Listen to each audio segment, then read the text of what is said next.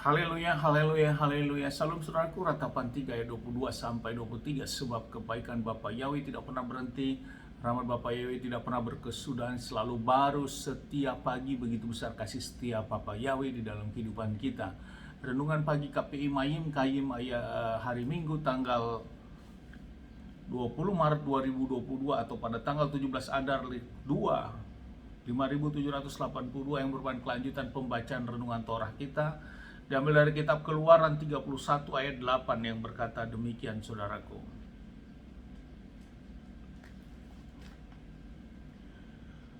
Mereka dengan cepat telah menyimpang dari jalan yang telah kuperintahkan kepada mereka. Mereka telah membuat bagi diri mereka sendiri sebuah anak lembu tuangan, dan mereka telah bersembah sujud kepadanya dan berkurban kepadanya, dan berkata, inilah ilah-ilahmu, hai Israel, yang telah membawamu keluar dari tanah Mesir. Saudaraku, perikop yang baru saja kita dengar dalam bacaan renungan Torah ini adalah anak lembu emas.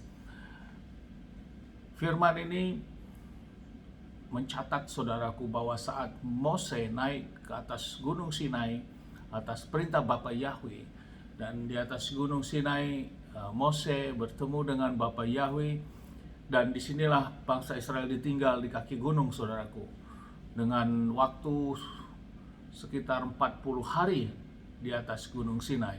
Sambil menanti-nanti ini, saudaraku, bangsa Israel mengalami degradasi kepemimpinan, saudaraku, karena tidak adanya Mose atau Musa ini, saudaraku, yang ada adalah Harun. Dan sosok Harun bukan merupakan sosok yang pemimpin, tapi dia membantu, saudaraku, sejak keluarnya bangsa Israel dari Mesir.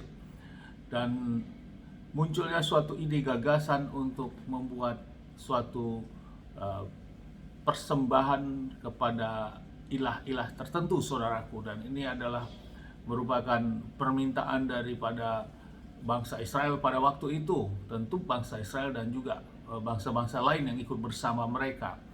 Dan akhirnya Harun mengumpulkan semua anting-anting emas yang dimiliki oleh bangsa Israel dan yang mengikuti Exodus itu, mereka, saudaraku, dan membentuknya seekor anak lembu tuangan, saudaraku, anak lembu emas.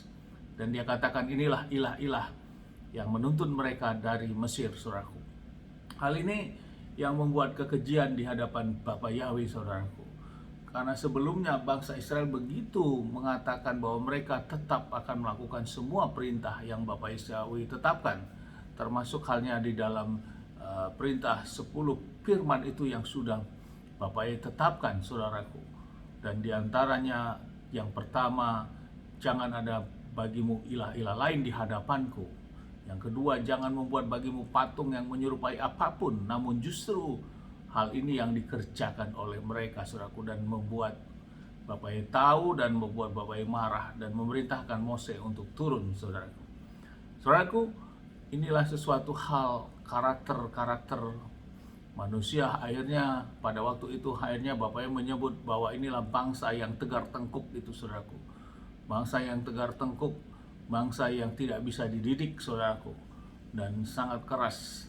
Dan dia melihat sesuatu yang sudah membawa mereka keluar dari Mesir dengan fenomena yang Bapa Yahweh nyatakan langsung, namun mereka masih tidak percaya dan mencari ilah-ilah bangsa-bangsa lain. Lewat renungan ini, saudaraku, menjadi sesuatu renungan bagi kita di dalam kita menjalani kehidupan iman kita. Kita yang sudah mengerti dan menyembah nama sesembahan yang menciptakan langit dan bumi, yang diperkenalkan oleh Mose sendiri, saudaraku, kembali oleh bangsa Israel, yaitu Yahweh Sebaot. Kita sudah datang menyembah, dan kita juga sudah masuk dalam komoditas ibadah-ibadah yang memanggil menyembah Bapa Yahweh dan Juru Selamat kita Adonai Yeshua HaMashiach.